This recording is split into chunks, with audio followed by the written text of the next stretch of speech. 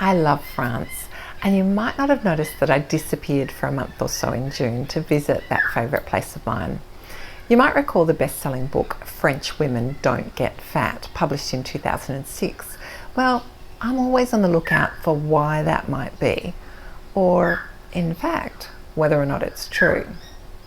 Now, unfortunately, it's not true.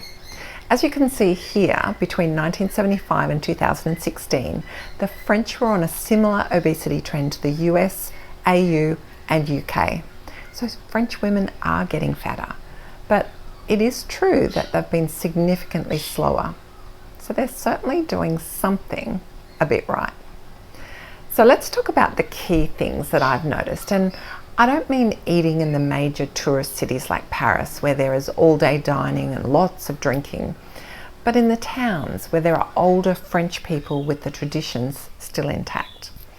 Now, I've spent a lot of time now with a French family and their extended family. There could be anywhere from 4 of us to 14 of us at a meal. Lunch and dinner are at least 3 courses with bread and wine every day, but everything is so small compared to what we serve up.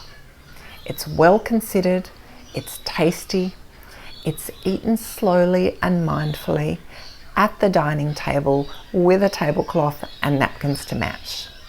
Dessert might be something like a shot glass of mousse au chocolat with a sliver of pear sticking out, for example.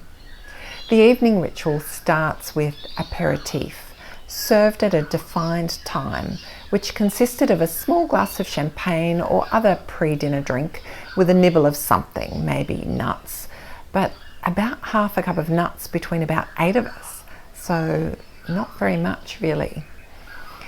It interested me that if anyone showed up early, there was no offer of drinks or nibblies before the official get-together for aperitif.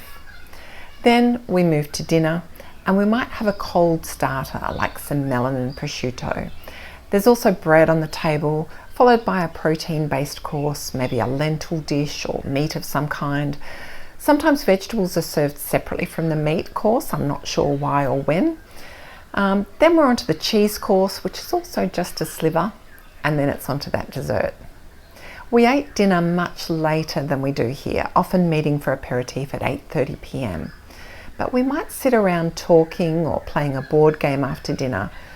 Yet all the food and drink is cleared and nobody's eating or drinking during the game or any time afterwards. There's a defined end to drinking, and that is at the end of the meal. I think we could all benefit from taking some of that on board for our next dinner party. I really think we need a cultural shift. Certainly here in Australia, our culture is to put a drink in your hand as soon as you walk in the door, make sure everyone has plenty of access to food at all times, and then you keep drinking beyond the meal until you go home. It's food for thought for your next dinner party. I think we have the capacity to change. What do you think?